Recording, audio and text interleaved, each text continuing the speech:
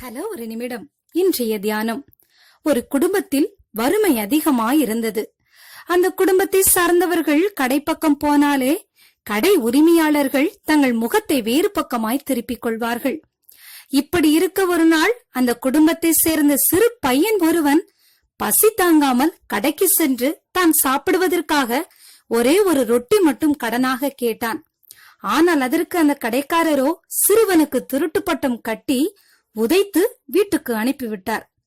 இதை பார்த்து தாங்க முடியாத அந்த சிறுவனின் தாய் அவனோடு சேர்ந்து தான் அவமானப்பட்டு வாழ்வதை விட தற்கொலை செய்து செத்துவிட முயன்றாள்.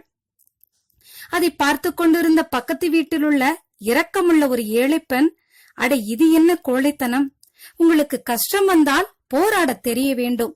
நானும் கணவனை இழந்தவள், எனது 2 குழந்தைகளை நான் வளர்ப்பதற்கு வீடுகளில் பாத்திரம் தேய்த்து கிடைப்பதை கொண்டு சாப்பிடுகிறோம். என்றைக்காவது எனக்கு நன்மையும் மாறுதலும் கிடைக்கும் என்ற நம்பிக்கையில் என் இயேசுவிடம் தொடர்ந்து ஜெபித்து வருகிறேன்.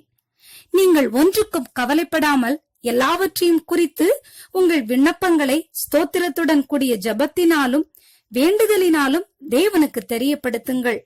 அப்பொழுது எல்லா புத்திக்கும் மேலான தேவ சமாதானம் உங்களை கிறிஸ்து இயேசுவுக்குள்ளாக காத்துக்கொள்ளும் என்று பரிசுத்த வேதாகமத்தில் சொல்லப்பட்டிருக்கிறது.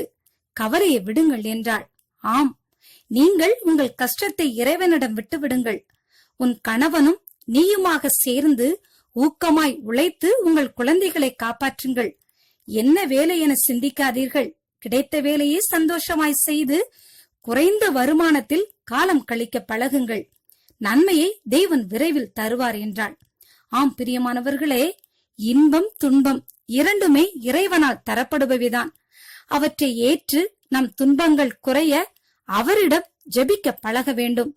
மனிதர்கள் இறைவன் வைக்கும் தேர்வில் வெற்றி பெற அவர்கள் எந்த செயலை செய்தாலும் நம்பிக்கையுடன் செய்தால் வெற்றி நிச்சயம் அல்லவா?